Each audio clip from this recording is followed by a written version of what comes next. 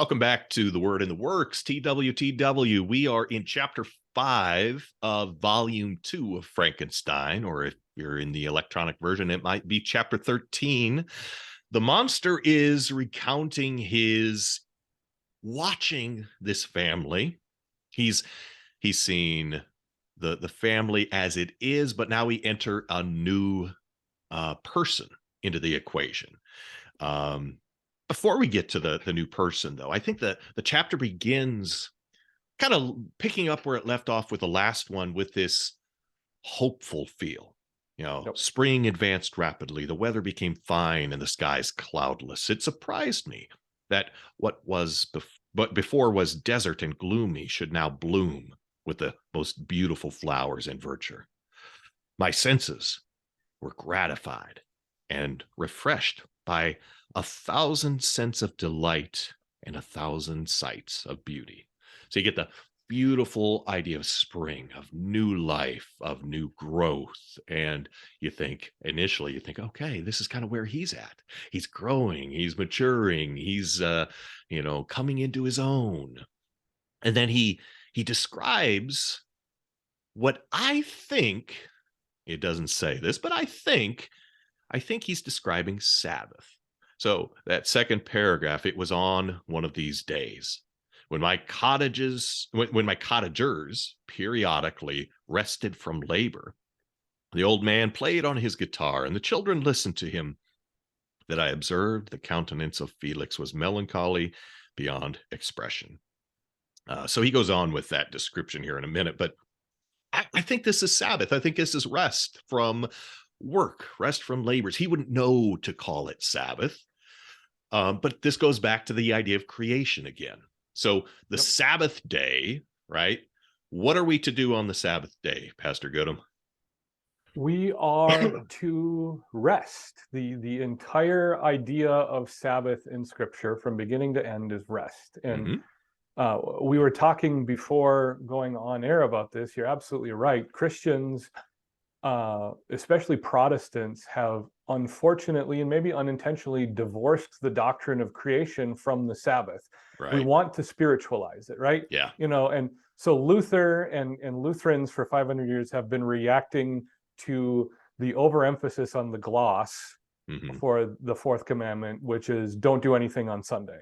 Yeah. It's right. Right. And it's very interesting. I live right next door in the suburb of Minneapolis where I live, right next door to a Pentecostal kind of Assemblies of God church. And at various times in the church's existence, they've housed ethnic churches in the afternoon. And Sunday afternoon, until my kids got old enough, Sunday afternoon in the summers was my time to mow the lawn. I strongly advocate, because your mind is going at 100 miles per hour on Sunday afternoon as a pastor. You've just gotten done preaching. You've done all of that stuff. Now this is post nap, right? Yeah. Post nap or pre nap if you want to. There you go. Work. Okay. But either way, I just go out, turn the lawnmower on, shut my brain off, and mow my lawn. Right. And there was for a time a Hispanic Baptist church that met in the afternoon. And you could tell that it was the height of all offense to them that I was mowing my lawn on Sunday. Because it's don't do anything on Sundays, right? Right. So in response to notions like that, Lutherans have highly spiritualized the concept of Sabbath, because Jesus is our Sabbath rest. And so we're talking about the hope of the gospel. Right. You shall not despise preaching in his word, but hold it sacred and gladly hear and learn it.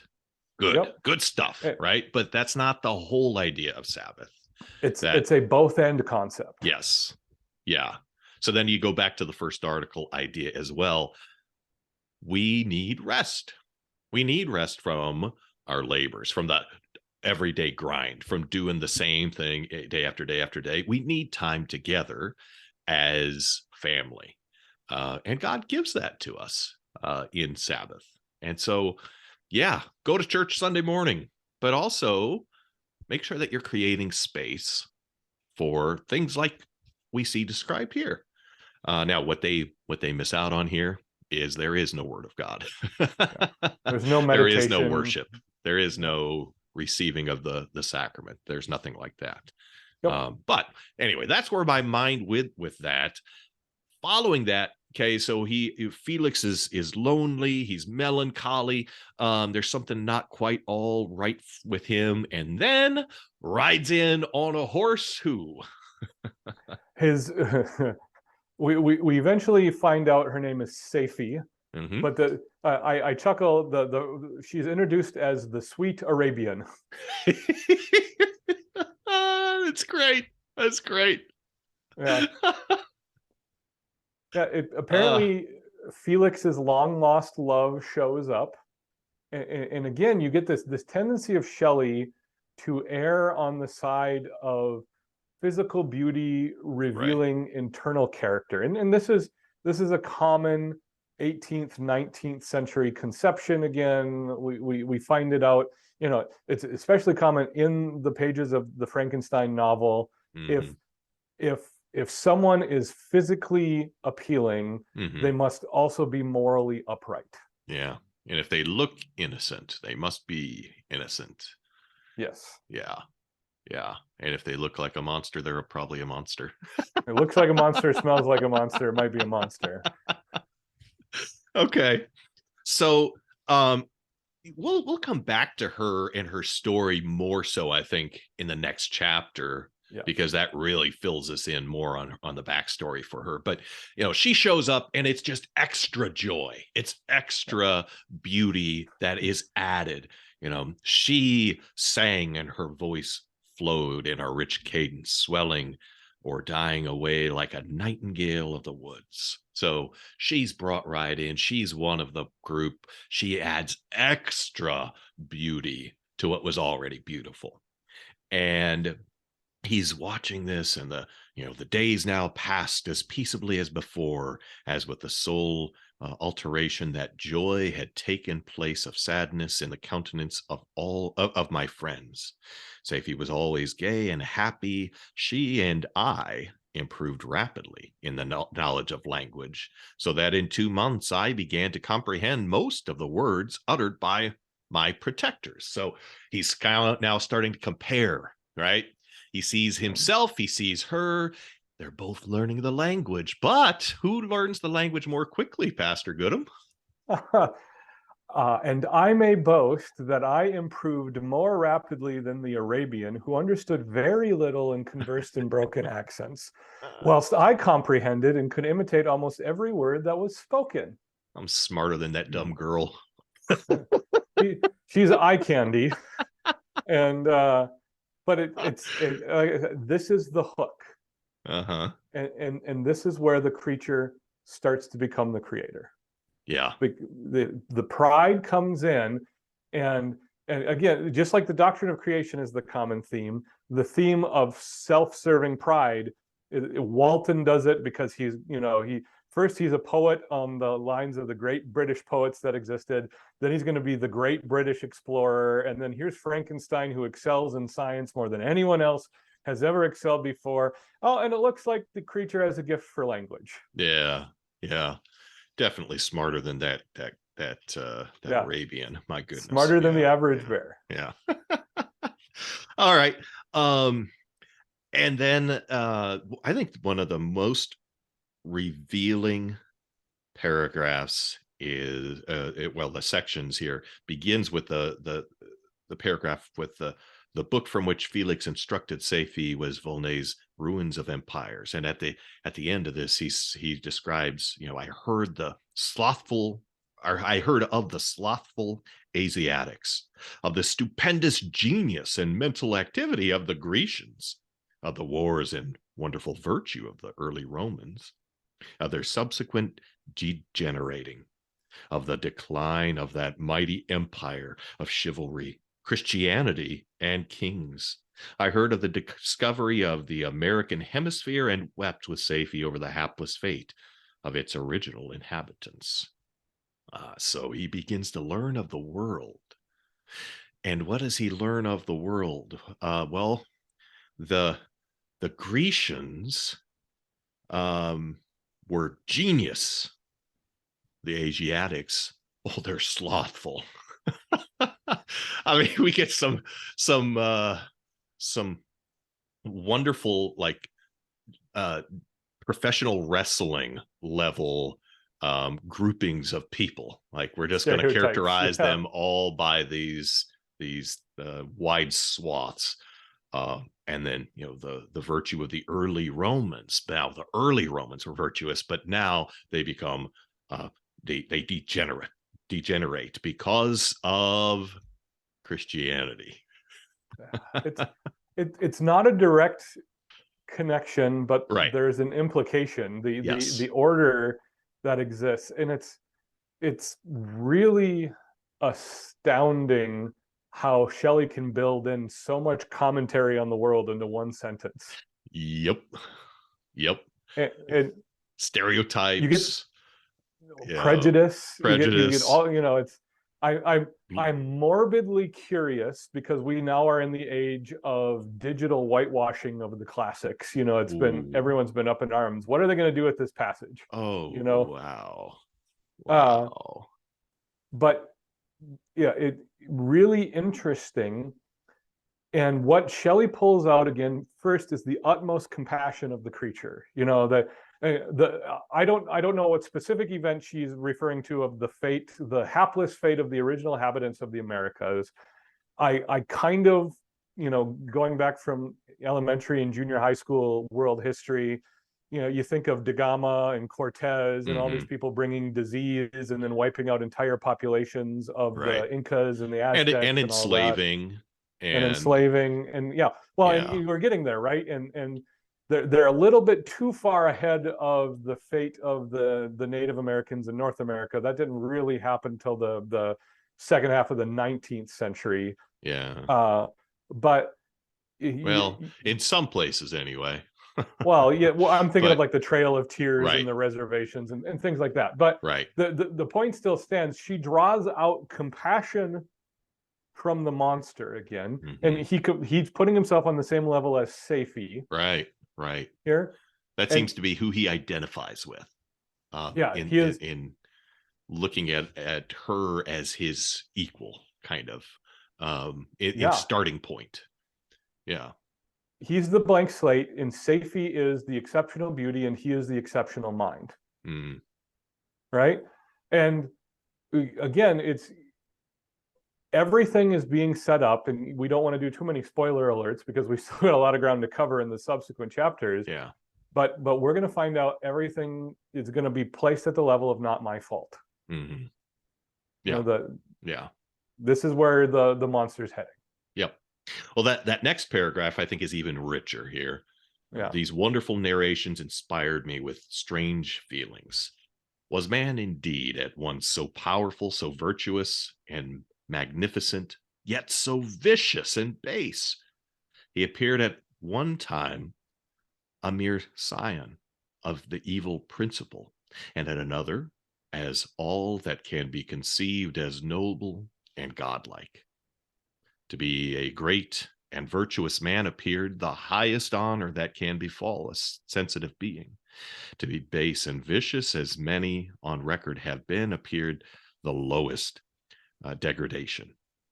A condition more abject than that of the blind mole or harmless worm. For a long time, I could not conceive how one man could go forth to murder his fellow, or even why there were laws and governments. But when I heard details of vice and bloodshed, my wonder ceased, and I turned away with disgust and loathing.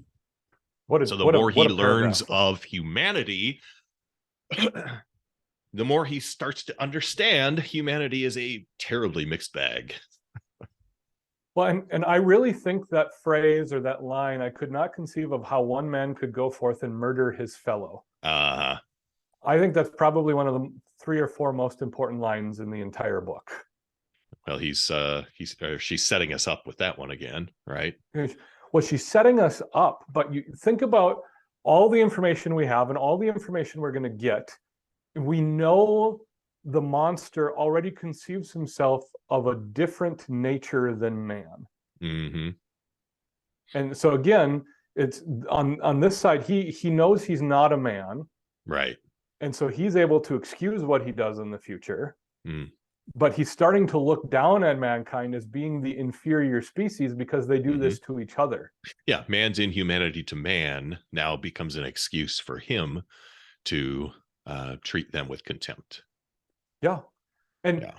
it's again, we don't want to do a spoiler here, but that comes back full circle on itself because Victor's refusal to meet the monster's demands after the end of the next chapter or two, Victor ends up being right, but for the wrong reasons. Correct. Yeah.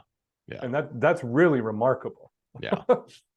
Okay. So, but all of this leads this monster to start asking questions about who he is. He says that, and what was I? Of my creation and creator, I was absolutely ignorant, but I knew that I possessed no money, no friends, no kind of property.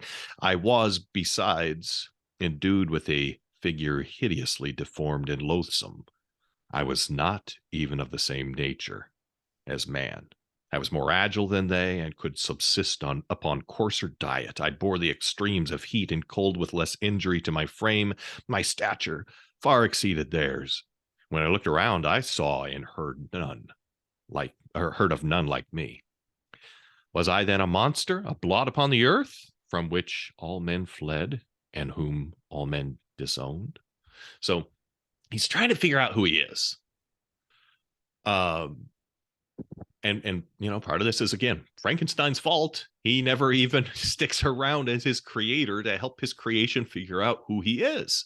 But also what we see is the seeds of what is to come, where, well, I am greater than them. Nope. I am more agile, stronger. I don't need the same comforts that they need. They're soft. They're lesser than me. I think it's implicit in his final question, was I then a monster? Mm-hmm. I think it's implicit in that in the end he does not conceive of himself as the monster. Right. Right. But humans are the monsters. Really. Humans are they did this to me. Right. Right. Yep. Yeah. And I think what we see with the monster is this idea of, in part, the hurt people, right? So somebody that has been abused as a child is far more likely to be an abuser as an adult, because that's what they have learned. And he has been hurt every step along the way. And over time, that's how he ends up relating to the world. Okay, but then he goes on with knowledge, and he says of what a strange nature is knowledge. It clings to the mind when it has once seized on it like a lichen to the rock. I wished sometimes to shake off all thought and feeling, but I learned that there was but one means to overcome the sensation of pain, and that was death, a state which I feared yet did not understand. So he has this knowledge, ignorance is bliss, right? The more I learn about the world, the more I become depressed about the world. But then, man, there's no hope. There's no hope here because, he learns that the world is pain and the only escape from pain is death. So he thinks. And this is very, very much like what we hear from the secular worldview.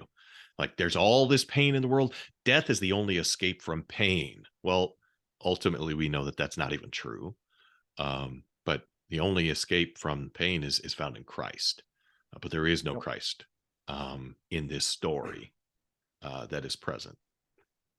I want to bounce this off you, see what you think.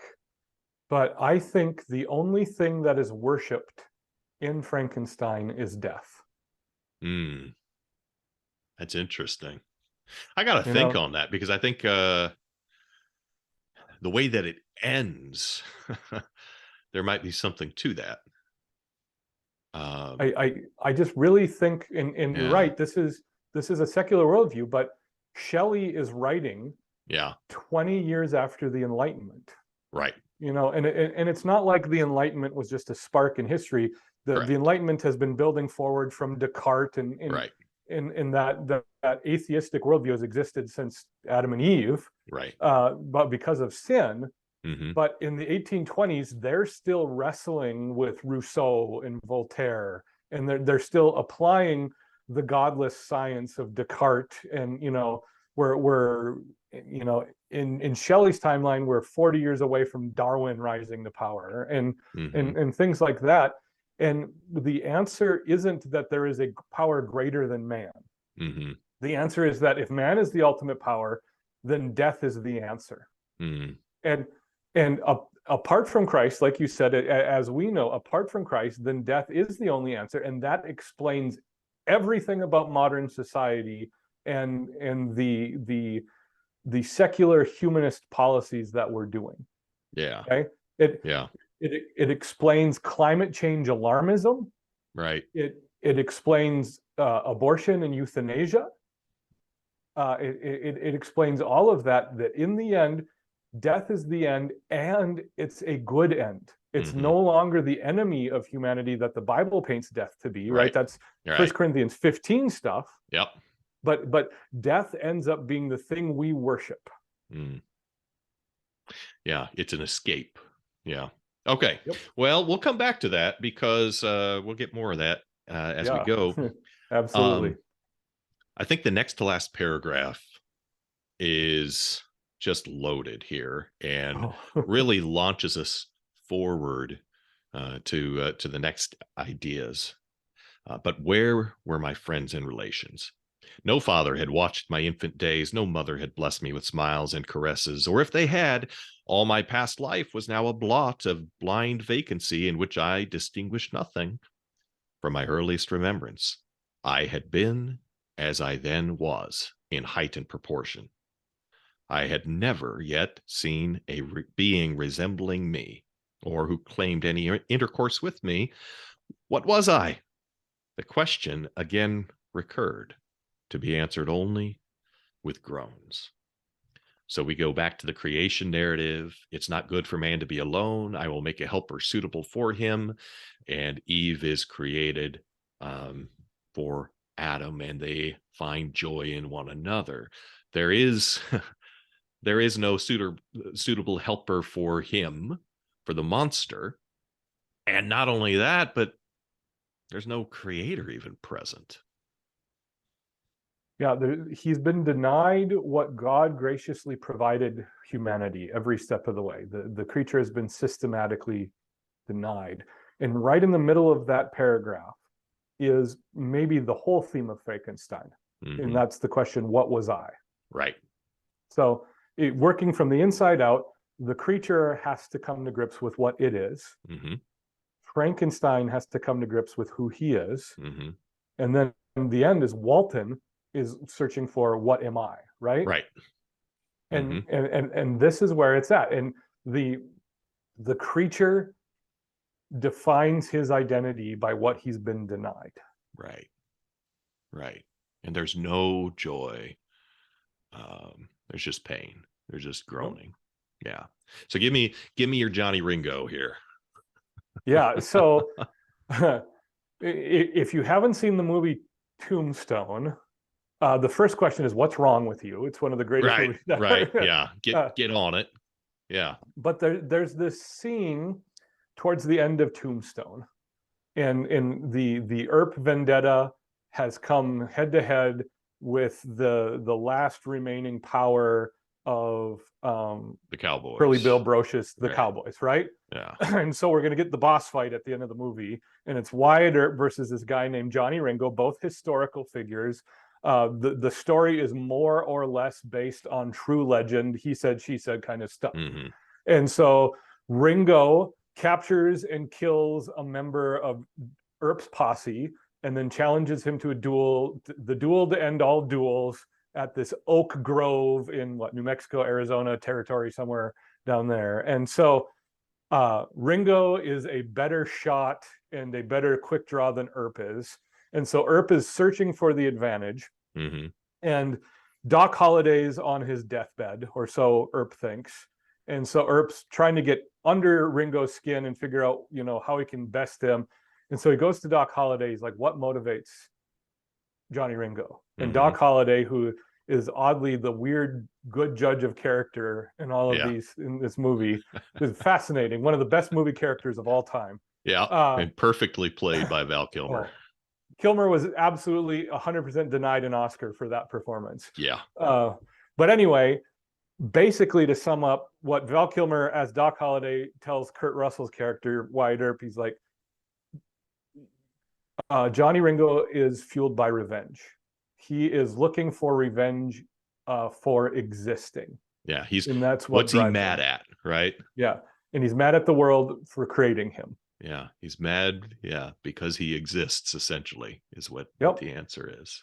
And you know, chapter 14, the next chapter, really should only ever be narrated by Paul Harvey as the rest of the story.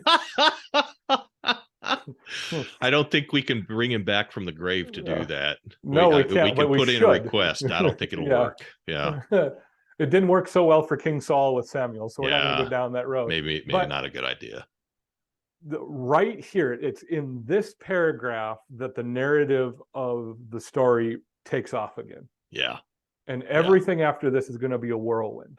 Well, it's fascinating because what happens is you go story within a story within a story within a story within a story, and it all kind of comes to that, and then it explodes back out from this center point. So this becomes basically the center of the book. And you know, everything is just a sprint to the end following that as the things unfold in reverse order. Yeah, and it's the second to last paragraph in chapter 13 that is the heart and soul of the book. Yeah. Everything that happens after this comes back to this paragraph. Mm. The creature's demands, Frankenstein's response, and the resolution of the book. Yeah. Yeah. Knowing what am I? Who am I? Yep. Yeah. All right. Well, I think that's a good place to leave it then for today. And we'll look forward to having you join us next time on The Word in the Works. He gone.